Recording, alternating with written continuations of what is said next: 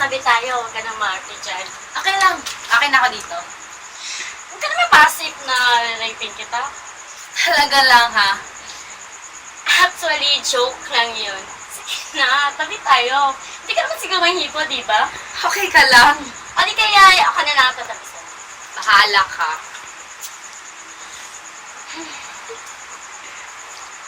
Sige na lang taanig, ha, ha, ha, katawa. Excuse me, okay ka lang? Okay lang ako dito. I'm just reading. Go on. Okay. Ha, ha, ha, hasula. Alam mo, di talaga ako makapaniwala sa mga friends natin. Oo nga eh. Di ba dapat ginagawa nila to sa mga bagong paso? O kaya, di ba, mga bagong... O nga pala, di ba, graduate ka? Wow, grabe, congrats. Thank you. So, anong plano? Yun nga eh, plano ng tita ko, kukunin ako dito. Sa Boston. Pumunta ako ng abroad. Magiging receptionist ako. Doon sa malaking hotel sa 5-star hotel, yung malaki doon. Wow, grabe. Ang galing mo, ha. Ang ganda ng beauty mo, Day. Hindi naman, konti lang. Pero, hindi talaga ako makapaniwala sa mga friends natin. Oo nga eh. Teka, kailan nga ba ito nagsimula? Wala ka pa sa tropa nun eh. Freshman ka pa lang siguro nun. Wala lang. Napagtripan lang namin si Mark. Eh, may gusto kasi siya kay Nilpa. Noong unang beses pumunta rito ang barkada, sabi ko, magsimula kami ng tradisyon. Ilalata rin namin ang mga pangalan ng lalaki at babae.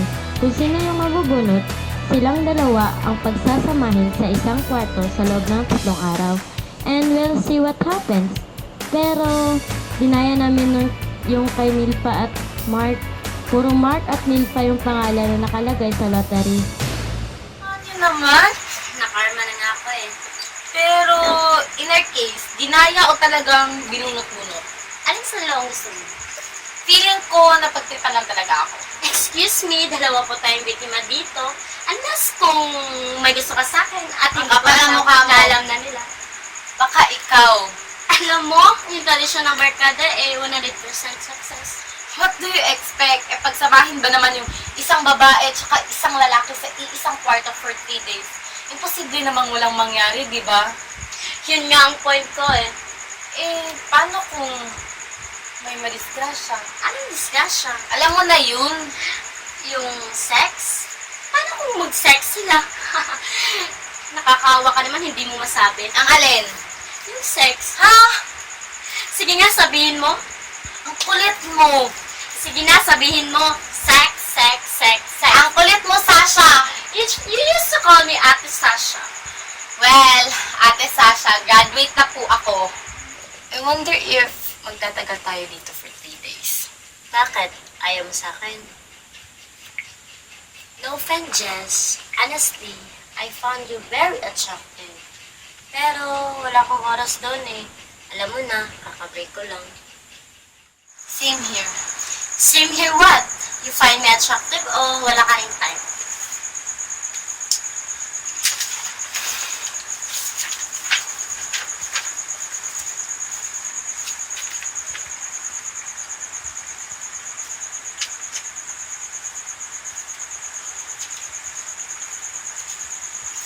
Since makukulong tayo dito within 3 days, let's enjoy!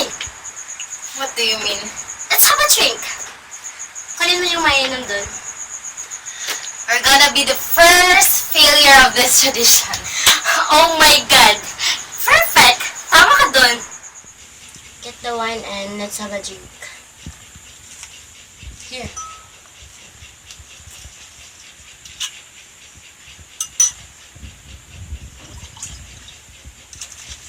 Alam mo, ang weird ng barkada natin, no? Oo nga eh. Kung sina Mark at Nilfa pa yung nasa sitwasyon natin, siguro mas maiintindihan ko pa. Parang tinulungan natin sila na magtapat sa isa't isa. Pero us, Weird talaga. to our barkada and to our weird traditions. To us, the first failure of this edition. Alam mo, let's make our stay here more interesting na lang. Paano? Let's play 20 questions na lang. Sige, pero ano yun? Each one of us will have 10 questions. Tatanungin mo ko, tatanungin kita. Alternate tayo.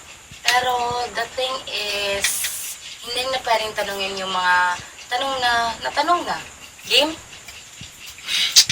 Okay, pero kung ano na pag-usapan dito sa loob ng kwarto, mananatiling sikreto lang.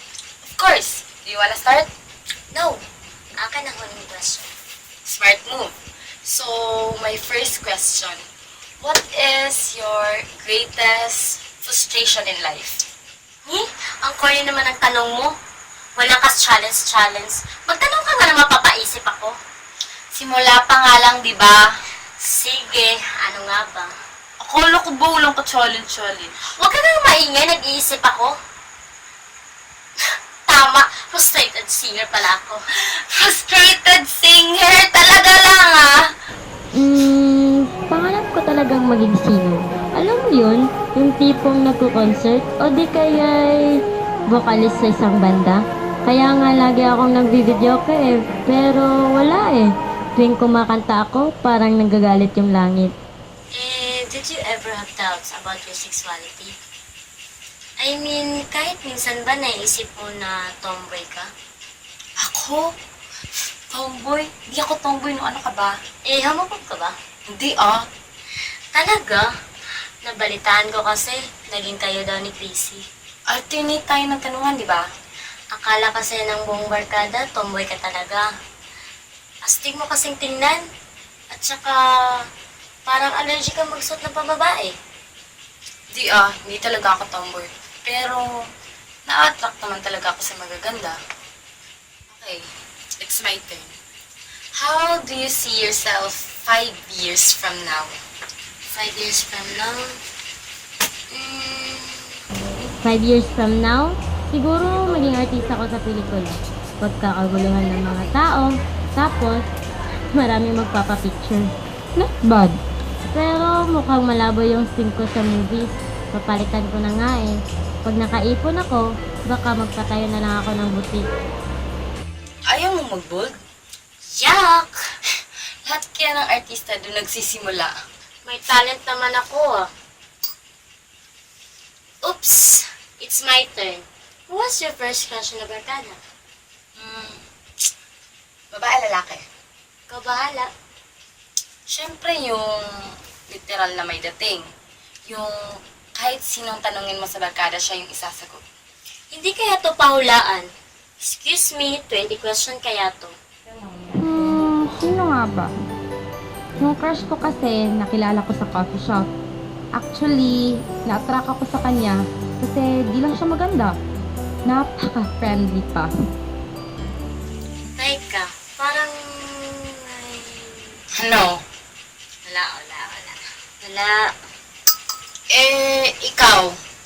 Who is your crush in the barkada now? Naya mo lang yung tanong ko eh. Hindi kaya, yung tanong mo, first crush, yung sa akin, now, as in now na. Corny pa rin. Kung sa basketball, tumba ka na. Just answer my question. Wala nga eh. I told you, kaka-break ko lang. Corny naman ang sagot mo. Corny yung tanong mo eh. Pero kung ikaw, sino nga ba? Wala akong maisip. Ikaw na lang. Iyo, seryoso. Seryoso ako, ayaw mo ba? Napipilitan ka lang ata eh. Oy, ano na yan? MU. Crush mo ako. Crush kita. Ay. Uy, dati pa yun, no. So, hindi mo na ako crush? O, bakit? Na-turn off ka? Yan na ba yung tanong mo? Uy, hindi. Ikaw naman. Okay, fine. Here's my question. Bakit mas gusto mong magkarelasyon sa isang babae kaysa sa isang lalaki? Di ka maniniwala. Dati kasi, na-try ko na mag-boyfriend. Boyfriend? As in boy?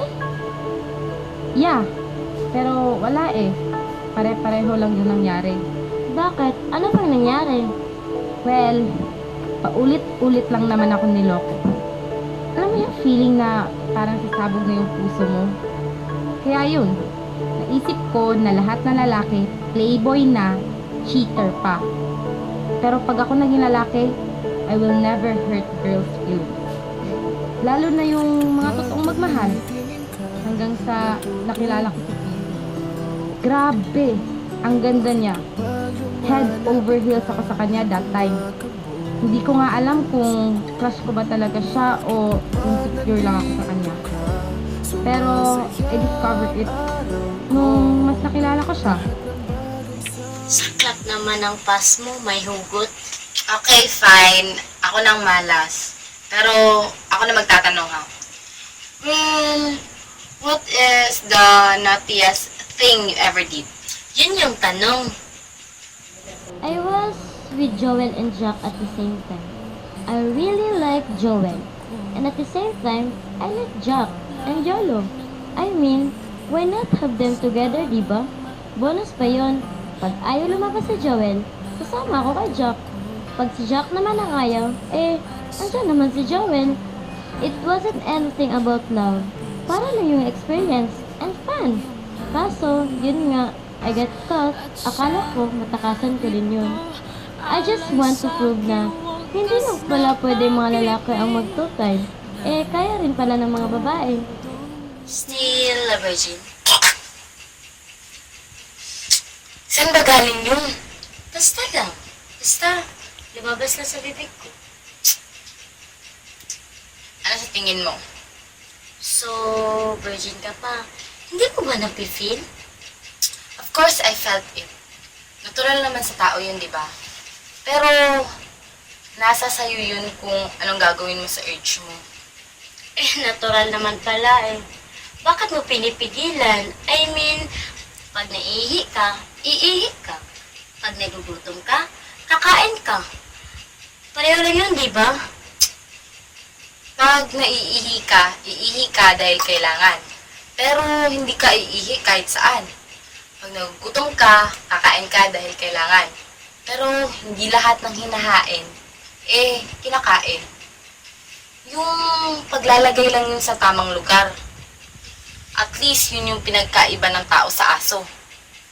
Grabe ka naman magsalita. Para mo na rin sinasabing lahat na nakikipag-sex, aso. Hindi ko sinabing ganun. Sinasabi ko lang, dapat ilugar. Alam mo, it's not about virginity naman eh. Walang kinalaman dun yung kung virgin ba yung isang tao o hindi. Dapat lang, marunong tayong gumalang sa sarili natin. Okay, hindi na ako magpagtalo sa'yo. Who is your first lady? Hey, grabe. Ano bang klaseng tanong yan? Akala ko ba ayaw mo ng corny? Ang hirap kaya. Di kaya. Kasi kung virgin ka pa, simple lang naman yung sagot. Sasabihin mo lang, wala. Pero kung hindi, sino? It was Saturday night. Napaka-magical na rin yun. Alam mo na, doon kami. We were partying, lakas na music. Then he came up to me. Then you know, andyan yung smile niya, yung pagka-boyish look niya. Then, yun, pumayag ako, lumabas kami. Tapos boom! Parang sinabi niya. What was it like ba? Now that I look back, I feel special na talaga yun. Pero siguro nadala na ako sa moment nun. Next question na nga, are you still with Crazy? Hindi na. Bakit? People change eh. Ayun, di kami nagkaintindihan tapos break up. Hindi lang talaga kami yung para sa isa't isa. Bakit kaya nag-break ni Carlo? Well, bakit nga ba? Alam mo, ironic para sa kanyang breakup namin ni Carlo. And the funny thing was, it was about sex. Uy, sa atin lang to ha. Of course. Kasi nga, I was looking for that magic na, diba? I wanted to be in a relationship na special naman. So, of all the boyfriend I had, sa kanya lang ako walang sexual relationship. As in, nag-a-obtain talaga ako. Kasi parang naisip ko, para magkaroon naman ng meaning yung making love, di ba? Parang dapat di mo parating ginagawa at ginagawa mo lang when you are sincere with yourself and with your partners. So, I was investing muna emotionally. I was actually starting to care about him. Yung hindi ko naisip yung sarili ko. Yung siya na lang naalala ko. Akala ko perfect na. So, anong nangyari? Patunayan ko raw na mahal ko siya. Magbigay daw ako ng proof. Pagbigyan ko raw siya. Sabi ko sa kanya, hindi pa ba sapat na proof yun? Na I'm saving myself for that right moment. That special moment between us. Alam mong ginawa? Nilayasan ako. You deserve someone better. How do you see virginity pala? Well, hindi ko pa napag-isipan yan. Pero, now that you've mentioned it, it doesn't matter kung virgin yung mapapangasawa ko o hindi. As long as mahal niya ako. Of course, I value virginity a lot. It was the best gift I could give to someone I could be with in the future. Pero, isipin mo nga, pag siya yung first ko, it was the perfect gift I could give para sa kanya. Pero kung hindi na siya virgin, I don't care. As long as minahal niya ako ng buong buo, okay na sa akin yun. I don't expect someone to do the same thing to me. Wow! Yan yung pinakamagandang sagot na narinig ko. Thank you. Is making love to you equal to love? Siguro nun, maniniwala ako kung love mo yung isang tao. Ibibigay mo lahat. Isa na dun yung sex. Pero ngayon, malabo nang mangyari yun. Simula nung nangyari sa amin ni Robert. How do you see yourself having a family? Diba bisexual ka? Ano pakakasalan mo? Babae o lalaki? Love isn't about sexuality naman eh. I don't care if I'll marry, it's either a boy or a girl someday. Nasa damdamin naman yan eh. Yung kung saan mo mafe-feel yung magic, yung masasabi mo, life forever. Walang forever. Meron, bitter ka lang. Di ah. Only something a secret. Yung walang iba nakakaalam. You trust me naman, di ba? I need more wine.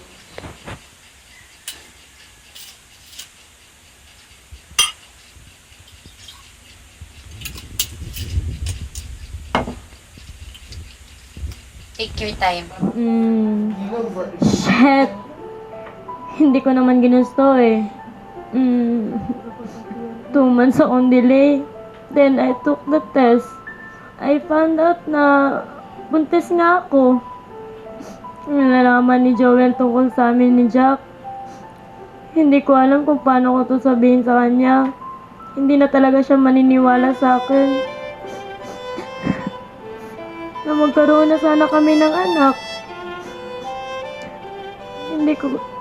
Hindi ko talaga ginusto.